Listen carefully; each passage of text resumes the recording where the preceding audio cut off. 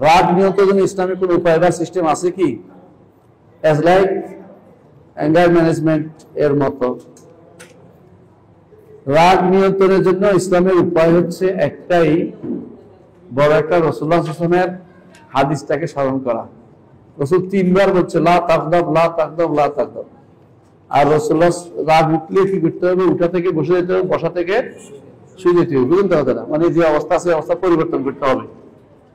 আর রাগ ম্যানেজমেন্টের আরেকটা বড় দিক হচ্ছে আল্লাহর আজমতকে মনে রাখা। আপনি যার উপর রাগ করেছেন আপনার উপর আরেকজন বড় রাগ করতে পারে। আরেকটা কাজ হচ্ছে, আরেকটা ম্যানেজমেন্টের আরেকটা কাজ হচ্ছে কেউ পাশে থেকে স্মরণ করিয়ে দেন। ওমর রাদিয়াল্লাহু আনহু একজন এমন রাগ হয়েছেন যে তারা আজকে পাইলে পিটাবেন।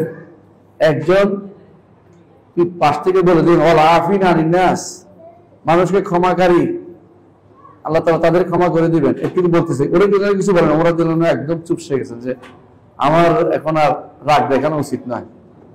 হ্যাঁ, একজন ছাগলের মাথার উপর উঠেছে আসার দেওয়ার জন্য, আরেকজন পাশ থেকে মনে করছে আল্লাহ তুমি যে অপরাধ করছো এটার জন্য আল্লাহ তোমাকে এরকম কিন্তু আঘাত করতে পারে। ছাগল আস্তে করে ছেড়ে দিছে। নাম বলতে চাচ্ছি না কারণ নবীর নামের সাথে সম্পৃক্ত হয়েছেন। তো রাগ আসলে এই কয়েকটা কথা বলছি, মনে রাখবে তো ইনশাআল্লাহ। এগুলো দিয়ে ম্যানেজমেন্ট করতে পারবেন ইনশাআল্লাহ। সবচেয়ে বেশি দরকার রাগ কমে যায় যখন আল্লাহ বক্তকে স্মরণ করতে পারবেন, কোরআন হাদিস বেশি বেশি পড়বেন এবং বিনয়ী হওয়ার চেষ্টা করবেন, আখিরাতের কথা চেষ্টা করবেন। রাগ কিন্তু কমে যাবে। কি আর হবে? রাগ করে কি হবে? এই রাগ করে কোনো লাভ নেই। রাগ করে রাসূলুল্লাহ সাল্লাল্লাহু আলাইহি ওয়াসাল্লাম রাগ করতেন কখন? আল্লাহর হুরমাত নষ্ট হইলে, আল্লাহর সম্মান বিনষ্ট হইলে, আল্লাহর সম্মান বিনষ্ট হলে তিনি রাগ করতেন।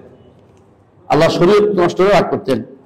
এমনি সাধারণভাবে তিনি সম্পদের জন্য রাগ করতেন না।